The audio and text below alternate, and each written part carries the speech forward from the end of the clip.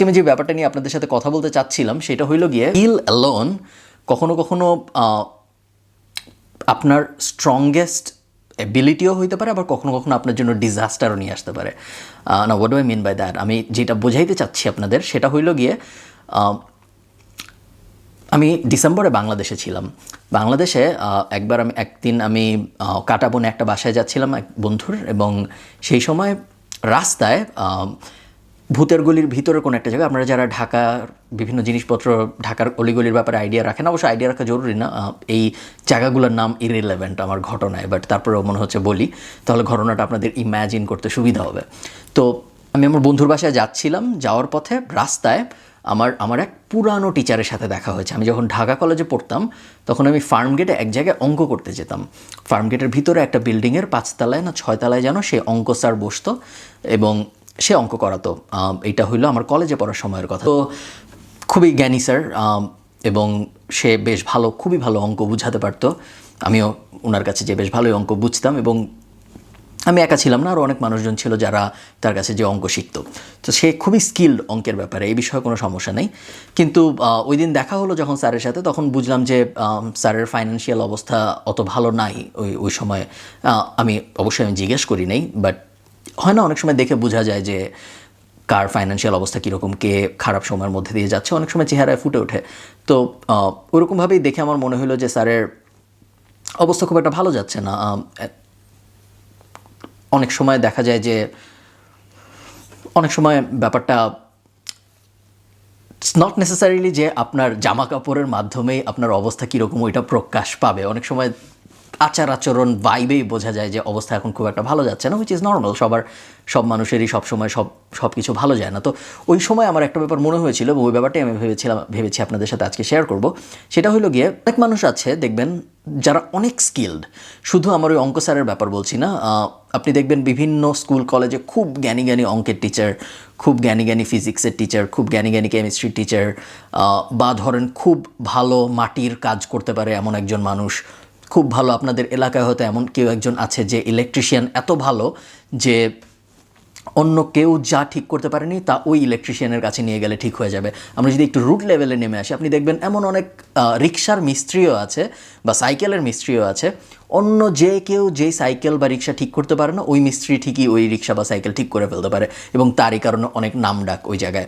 আপনি দেখবেন অনেক মানুষ আছে যারা অনেক ভালো রান্না করে, সবাই বলে যে অমুক বাবুর্চির রান্না খুব ভালো, অমুক বাবুর্চির যদি একটা রেস্টুরেন্ট থাকতো তাহলে আমরা ওই রেস্টুরেন্টে খেতে যাইতাম। সো আমি যেটা বোঝাতে চাচ্ছি সেটা হলো গিয়ে অনেক সময় দেখা যায় অনেক স্কিল্ড মানুষ থাকে, আমাদের চারপাশে অনেক স্কিল্ড মানুষ আছে, এবং আমি শিওর আপনারও অনেক স্কিল আছে, হয়তো আপনি জানেন না, বাট এটা খুব রেয়ার যে কোনো মানুষের কোনো স্কিলই থাকবে না, কোনো না কোনো স্কিল আপনার ডেফিনেটলি আছে।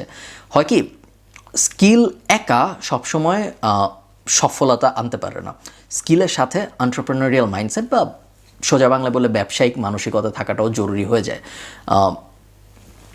অনেক ভালো যে রান্না করতে পারে, নট নেসেসারিলি তার সবচেয়ে বড় রেস্টুরেন্টটা থাকবে মার্কেটে। সবচেয়ে ভালো রেস্টুরেন্টটা তারই থাকবে যে মোটামুটি থেকেও একটু ভালো রান্না করতে পারে, অথবা ভালো রান্না যে করতে পারে তাকে খুঁজে বের করতে পারে এবং একটা রেস্টুরেন্ট চালাতে পারে বা একটা ব্যবসা চালাতে পারে। আপনারা কি বুঝতে পারছেন আমি কি বোঝাতে চাচ্ছি?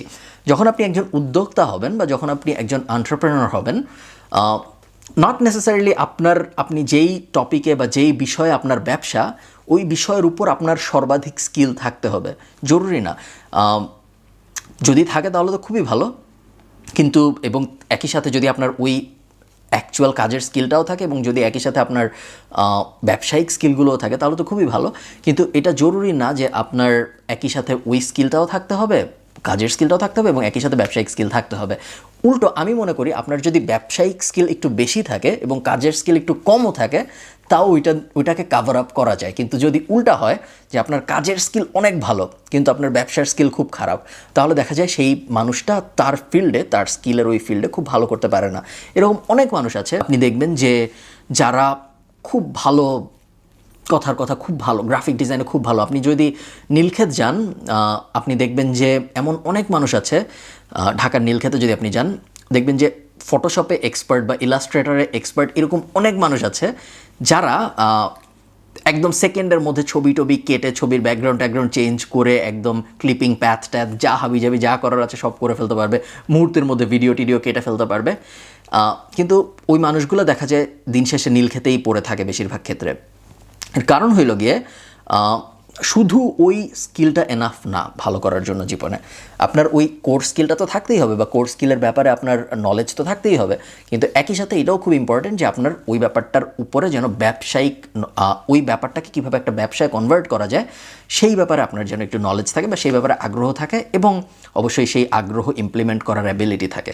ওই অ্যাবিলিটিটা যাদের থাকে না বা যারা ওই চেষ্টাটা করে না যে আমি আমার যে স্কিল বা আমি যে স্কিলকে ব্যবসায় কনভার্ট করতে চাচ্ছি ওই স্কিলকে ব্যবসায় কনভার্ট করার জন্য আমার যেই পরিমাণ শ্রম দেওয়া দরকার, বা ওই স্কিলকে ব্যবসায় কনভার্ট করার জন্য আমার যে পরিমাণ কাজ করা দরকার, যে পরিমাণ লজিস্টিক ম্যানেজমেন্টের কাজ, লজিস্টিক ম্যানেজমেন্ট বলতে আমি বোঝাচ্ছি যেসব মানুষজন জোগাড়পত্র করার কথা, ওই কাজগুলো অনেকে করতে পারে না। ওই কাজগুলো করতে অনেকে ভয় পায়, অনেকে বুঝেই না হয়তো কীভাবে করতে হবে।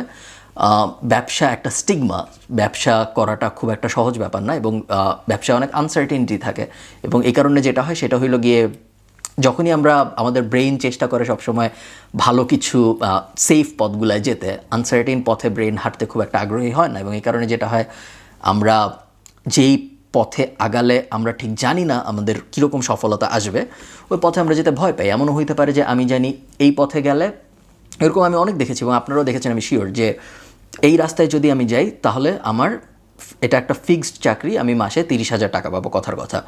এই রাস্তায় যদি আমি যাই তাহলে আমি মাসে 20,000 টাকাও পেতে পারি, 1 লাখ টাকাও পেতে পারি, কিন্তু আমি শিওর না যে কোন মাসে 20,000 টাকা হবে, কোন মাসে 1 লাখ টাকা হবে। বেশিরভাগ মানুষই ওই ফিক্সড 20,000 টাকার দিকেই আগাবে, কারণ আনসার্টেনটি আমাদের ব্রেন পছন্দ করে না, আমরা অনিশ্চয়তা অত বেশি লাইক করি না।